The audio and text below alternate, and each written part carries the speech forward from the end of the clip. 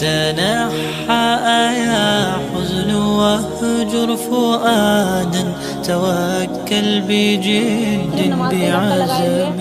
اب ہم لوگ پھر شادیوں پر اوپر بیان آئے. شادیوں میں بتاؤ کہاں چلی جاتی ہے ہماری نماز؟ یہ نماز ہی پڑھنا ہے, اپنے آپ کو نہیں چھپانا.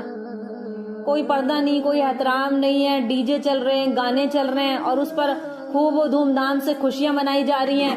اور جن سے پردہ ہے ان کے ساتھ ڈانس ہو رہا ہے, ڈی جے پہ ڈانس ہو رہا ہے, پوری پبلک دیکھ رہی ہے. وہ ایمان والے جو لوگوں کی ہدایت کا ذریعہ بننے کے لیے آئے تھے, آج وہ خود گمراہ, ان کو کوئی کون نکالے.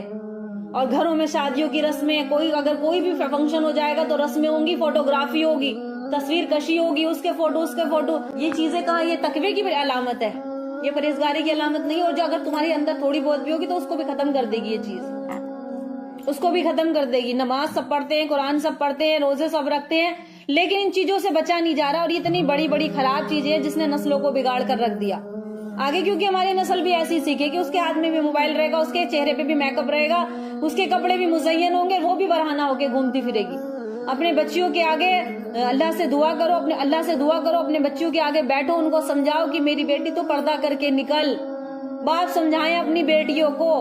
کئی مسلمان گھرانے ایسے ہیں جنہوں نے اسلام دھرم کو چھوڑ دیا. تو وجہ کیا بنی کہ بس بچپن میں قرآن پڑھ لیتے, سنی سنائی بات, کہ آگے دین سیکھنا نہیں چاہتے, پڑھنا نہیں چاہتے, بٹ ڈگریاں اور اسکول کالج کے پیچھے پڑے ہوئے ہیں. اگر ان چیزوں کو نہیں سیکھیں گے تو ہمیں پتہ کیسے چلے گا صحیح کیا ہے, غلط کیا ہے.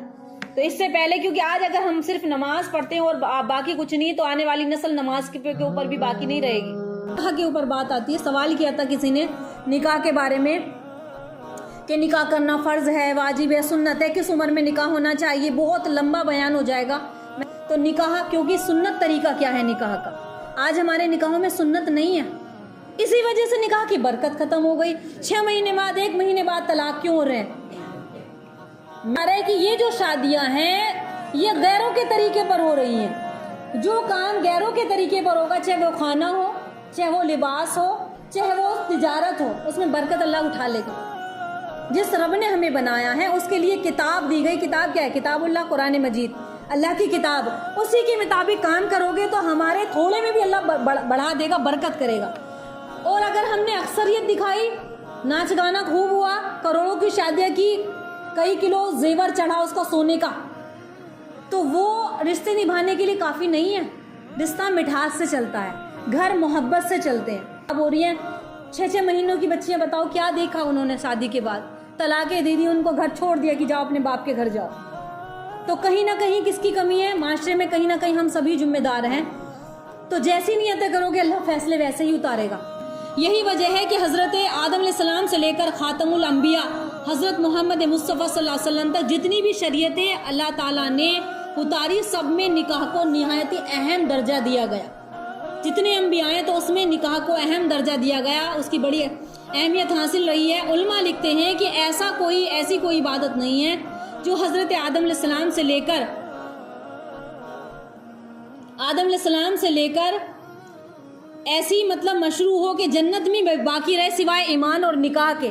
کہ ایک یہ جوڑا ایسا بنایا گیا ہے کہ دنیا میں بھی یہ برقرار رہتا ہے اور مرنے کے بعد بھی جنت میں بھی قائم رہے گا, میاں بیوی کا. اور اللہ کے نبی نے فرمایا تھا کہ اگر میں نے محبت دیکھی ہے تو سب سے زیادہ ایک اللہ تعالیٰ انجان رشتوں میں ایسی محبت پیدا کرتا ہے, وہ کس میں ہے؟ میاں بیوی کے رشتے میں. یعنی کہ یہ رشتہ اتنا محبت والا ہوتا ہے کہ انسان ساری زندگی اس کے ساتھ بتاتا ہے, انجان شخصیت کے ساتھ. اور اس کے بعد یہاں تک کہ جنت میں بھی اسی کا ساتھی اللہ دے گا, اگر وہ اس کا شوہر اس سے خاوند خوش ہے, شریعت طریقے پر وہ چلتی ہے, اللہ کو راضی کر کے دنیا سے گئی, اس کا شوہر اس سے راضی ہے, تو اللہ تعالیٰ اسی جوڑے سے اس کا نکاح کرائے گا جو دنیا میں رہی, اس کی منکوحہ.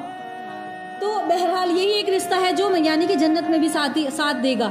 اور آگے یہ ہے کہ مستحب یہ ہے کہ عمر میں, عزت میں, حسب مال میں بیوی خامن سے کم ہو, عمر میں تھوڑی کم ہو. ایسا نہیں کہ ویسے بڑے سے بھی ہو سکتا ہے نکاح, مثال ہر طرح کی ہے, لیکن بہتر کیا بتایا گیا؟ عمر میں, عزت میں, مال میں وہ بیوی اپنے خامن سے کم ہو. اور اخلاق اور عادت میں, عادت میں, اچھے اخلاق میں عورت اور حسن جمال میں مرد سے آگے ہو. یعنی کہ اس کے اخلاق, یہ شریعت کہتی ہے چیزیں کہ عورت کے اخلاق اچھے ہوں, خوبصورت بھی ہو. ایسا نہیں ہو کہ بالکل لڑکا ہمارا خوبصورت ہے, لڑکی مال کے چکر میں تم بالکل ایسی اٹھا لائیں کہ وہ دیکھنا بھی پسند نہیں کرتا, گر پڑ کے ماں باپ کی بات رکھ لی. کتنے گھرانے ایسے بھی ہیں کہ بچے ماں باپ کی بات رکھتے ہیں اور اپنی کیا ہے اپنے خاموش ہو جاتے ہیں کہ بھئی جو ہمارے ماں باپ کو پسند ہے ٹھیک ہے، لیکن آگے زندگی انہیں نبھانی ہے. تو جیسی لڑکی ہو اس کے حساب سے لڑکا ایسا دیکھا جائے، یا لڑکا جیسا ہو اس کے حساب سے لڑکی ایسی دیکھی جائے.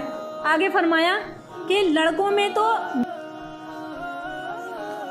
آگے حدیث مبارکہ ہے، حضرت عبداللہ ابن مسعود کہتے ہیں کہ اللہ کے نبی صلی اللہ علیہ وسلم ارشاد فرمایا، اے نوجوانوں، کہ نبی کیا فرمایا، یا معاشر شباب، اے نوجوانوں کے گروہ، اے نوجوانوں، فرمایا کہ تم میں سے جو شخص اس بات پر قادر ہے کہ اپنے بیوی بچوں کا نان نفقہ مہر ادا کر سکتا ہے، 2 وقت کا کھانا اور مہر نفقے پر قادر ہو، تو اس استطاعت رکھتا ہو، تو اسے چاہیے کہ وہ نکاح کر لے، کیونکہ نکاح نظر کو بہت چھپاتا ہے اور شرمگاہوں کی حفاظت کرتا ہے. جو گندے خیالات انسان کے ذہن میں آتے ہیں مردوں کے، اس سے ہماری حفاظت ہوتی ہے، فتنے سے انسان بچتا ہے. یعنی کہ نکاح کر لینے سے اجنبی عورت کی طرف نظر مائل نہیں ہوتی اور انسان حرام کاری سے بچ جاتا ہے، زنا کاری سے بچ جاتا ہے.